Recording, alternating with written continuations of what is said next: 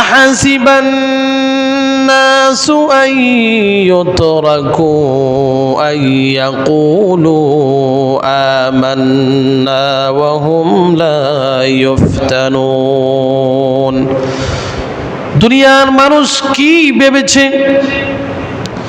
তারা আইয়াকুলু আমান্না, ঈমান এনেছি এ কথা বললে আমি তাদেরকে দুনিয়াতে ছেড়ে দেব, আখিরাতে ছেড়ে দেব।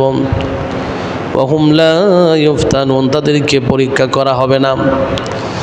আল্লাহ পাক আখিরাত বিশ্বাসী মুমিনদেরকে বলছেন, তোমরা যারা ঈমানের দাবি করেছো শুধু দাবি করার মধ্যেই সীমাবদ্ধ থাকলেই হবে না, আমি তোমাদেরকে পরীক্ষা করব।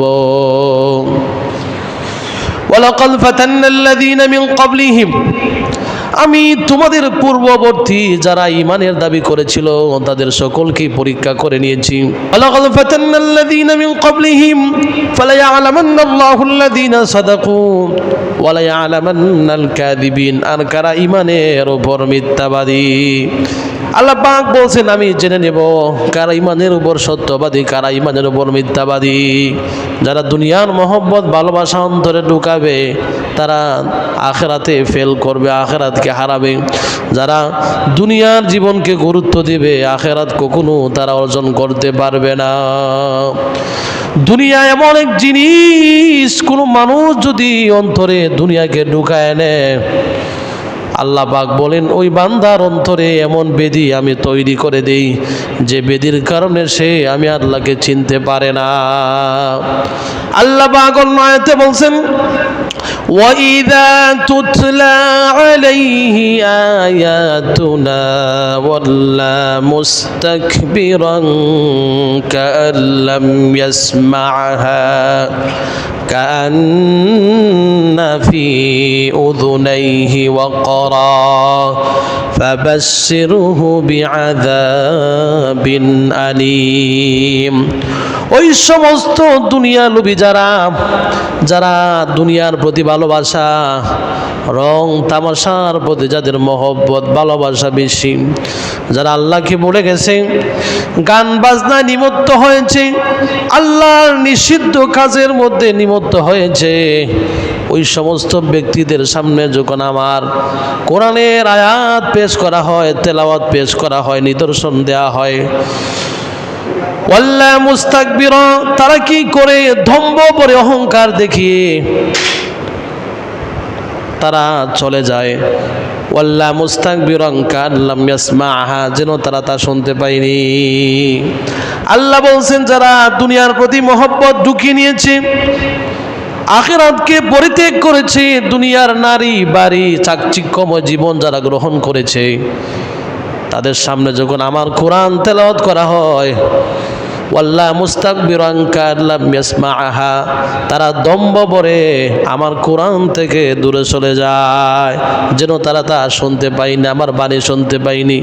কাল্লাম ইয়াসমাহা কান্না ফি উযুনাইহি ওয়াকরা, যেন তাদের কান দুটি বধিরতা আছে, তাদের কানে তারা শুনতে পায়নি, তারা কানে শুনতে পায়নি, আমার কথা তারা বুঝতে পারেনি। ফাবাশশিরুহু বিআযাবিন আলীম, এ নবী আপনি তাদেরকে আযাবের সুসংবাদ দান করুন। আল্লাহ পাক কেমন উপহাস করছেন ওই সমস্ত দুনিয়ার লোভীদের প্রতি। ধিক্কার জানি যারা আল্লাহ পাকের নিদর্শন শোনা পরও যারা মাথা পেতেন নত শিরনত করে মেনে নিতে পারে না। আল্লাহ পাক বলছেন নবী আপনি তাদেরকে জানিয়ে দেন তাদের জন্য জাহান্নামের আযাবের সুসংবাদ। আযাবের কি কোনো সুসংবাদ হয়? ভালো কাজের সুসংবাদ হয়, আযাবের আবার সুসংবাদ হয় কেন? আল্লাহ পাক এখানে উপহাস করছেন। আমরা যখন কোনো মানুষকে বিপরীত কোনো কিছু বোঝাতে চাই তখন আমরা বলি বাড়িতে এসো, মা সন্তানকে বলে বাড়িতে এসো আজ তোমাকে মজা দেখাবো। তার মানে এই নয় মা তার সন্তানকে মজা খাওয়াবে, তার মানে তাকে খুব পিটুনি দেবে। ঠিক আল্লাহ পাক ওই সমস্ত মানুষকে উপহাস করে বলছেন যারা দুনিয়ার জীবনকে আখিরাতের উপর প্রাধান্য দিয়েছে, আপনি জানিয়ে দেন তাদের জন্য রয়েছে যন্ত্রণাদায়ক শাস্তি, আযাব। হে প্রিয় মুসল্লিয়ানে কেরাম, আখিরাতের জীবনকে যদি আমরা প্রাধান্য না দেই তাহলে আমাদের জীবন ধ্বংস হয়ে যাবে। সাহাবারা তাই করেছেন, অন্যান্য নবীদের জীবনে পড়লে দেখা যায় তাই তারা করেছেন। হযরত ঈসা আলাইহিস সালামকে তার উম্মতগণ, তার সঙ্গী সাথীগণ প্রশ্ন করলেন, হে নবী, আপনার তো ঘর জীর্ণ শীর্ণ ভাঙা ঘর, আপনি একটি সুন্দর ঘর নির্মাণ করেন। হযরত ঈসা আলাইহিস সালাম বললেন, আমার পূর্বপুরুষরা যে ঘর যে বাড়ি আমাদের জন্য রেখে গেছে তাই আমার জন্য যথেষ্ট। তিনি বললেন, কেবল নির্বোধ ব্যক্তিরাই, যারা কেবল নির্বোধ বোকা ব্যক্তিরাই সমুদ্রের তরঙ্গে তারা ঘর প্রাসাদ নির্মাণ করে। সমুদ্রের তরঙ্গে প্রাসাদ নির্মাণ করলে যেমন টিকে থাকবে না, ঢেউ ভেঙে দেবে। দুনিয়ার জীবনে যত বাড়িঘর প্রাসাদ নির্মাণ করেন না কেন, কোনো প্রাসাদ ঘর নির্মাণ করা সে ঘর কিন্তু আপনাকে থাকার জায়গা দিবে না। সময় ফুরিয়ে এলে ঘর ছেড়ে দিতে হবে, সময় চলে গেলে আপনাকে জাহান্নামের দ্বার প্রান্তে চলে যেতে হবে। এই জন্য আল্লাহ পাক বলছেন, আহাসিবান নাস, মানুষ কি ভেবেছে তাদেরকে আমি এমনি ছেড়ে দেব? আইয়ুতরাকু, তাদেরকে পরীক্ষা করা হবে না। আইয়াকুলু আমান্না, ঈমান এনে যে কথা বললি আল্লাহ কেমন কেমন পরীক্ষা করবেন। দুনিয়ার জীবনে আপনাকে আমাকে সম্পদ দান করবেন, এই সম্পদ আমরা কোন পথে ব্যয় করব, ভালো কাজে নাকি মন্দ কাজে, আল্লাহ পাক তা দেখবেন, তারপর আমাদের বিবেচনা করবেন। যদি কেউ দুনিয়ার মায়া মোহতে পড়ে, দুনিয়ার লোভ লালসায় ভরে আল্লাহকে ভুলে যায়, অবশ্যই তার পরিণাম খারাপ হবে। এই পরীক্ষায় যদি কেউ ফেল করে তার পরিণাম জাহান্নাম হবে। জাহান্নাম কেমন জাহান্নাম হবে আল্লাহ পাক কোরআনের বিভিন্ন আয়াতে আমাদেরকে জাহান্নামের ভয় দেখাচ্ছেন। আমি শুরুতে যে আয়াত তেলাওয়াত করেছি, আল্লাহ পাক বলছেন, হাযিহি জাহান্নামুল্লাতী কুনতুম তুআদুন। আল্লাহ পাক জাহান্নামীদেরকে জাহান্নামের কিনারা ধার করিয়ে বলবেন, এই সেই জাহান্নাম যার ওয়াদা দুনিয়াতে আমি তোমাদেরকে দিয়েছিলাম, তোমরা দুনিয়ার পরীক্ষায় ফেল করেছো, এই জাহান্নামের ওয়াদা দিয়েছিলাম আজ তোমাদেরকে। ইসলাউহাল ইয়াউমা বিমা কুনতুম তাকফুরুন।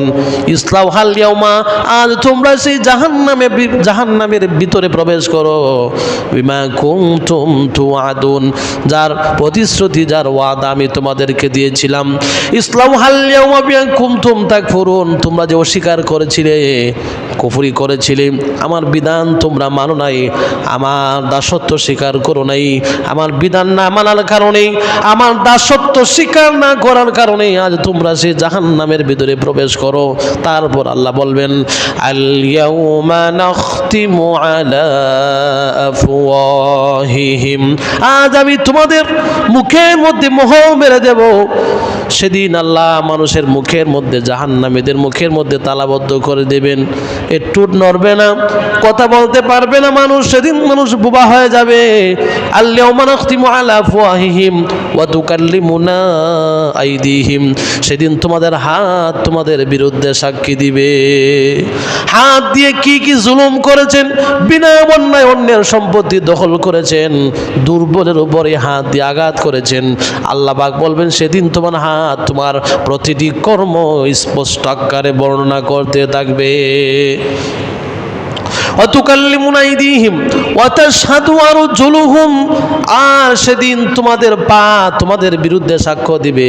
এই পা দিয়ে হেঁটে হেঁটে আল্লাহর বিরুদ্ধে অবস্থান নিয়েছো, এই পা দিয়ে হেঁটে হেঁটে জিনা ব্যভিচার করেছো, এই পা দিয়ে হেঁটে হেঁটে খারাপ কাজ করেছো, সে পা সেদিন আপনার আমার বিরুদ্ধে সাক্ষী দিবে যদি আমরা জাহান্নামী হয়ে যাই। وتشهد أرجلهم بما كانوا يكسبون, আল্লাহ বলবেন যা তোমরা দুনিয়াতে অর্জন করেছো তার কর্মফলে আজ তোমাদেরকে দেয়া হবে।